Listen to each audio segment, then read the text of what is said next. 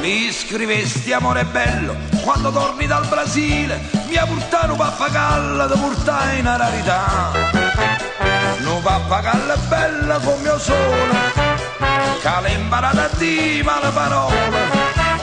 E non mi spiego poi questa mattina perché volevi darmi il petrosino o volevi far morire, sì, a quel povero Cocò, perché sai che quello parla, mi rapporta ciò che sente, l'altra sera mi ricette che se ce l'hai detto tu la sentita con te, moglie in grana svergognata, l'hai imparata pure a dire. Cocò, va bene, padrone. Cocò, oh va bene, padrone.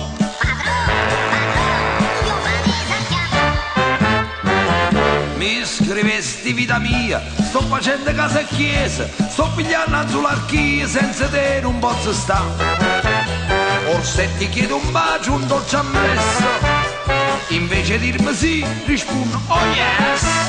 Io pappagallo che mi dava in lei, mi piglia sì che poi mi dice ok. Ma che su parla, Natale cosa gli fa?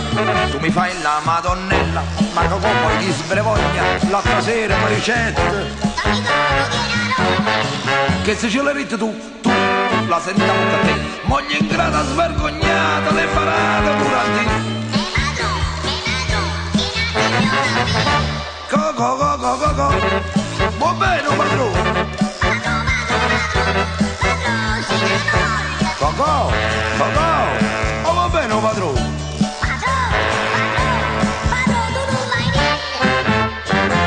Che vuol dire sta risata? Che cosa sta facendo? Dire guarda ritirata, chi sta chiuso in là.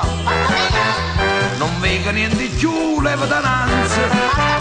La tinta tu ci tieni, il tuo bel ganzo.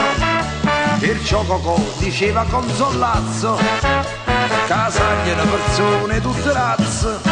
Ne tenevi chiuso a tre, sì, un macello voglio fare.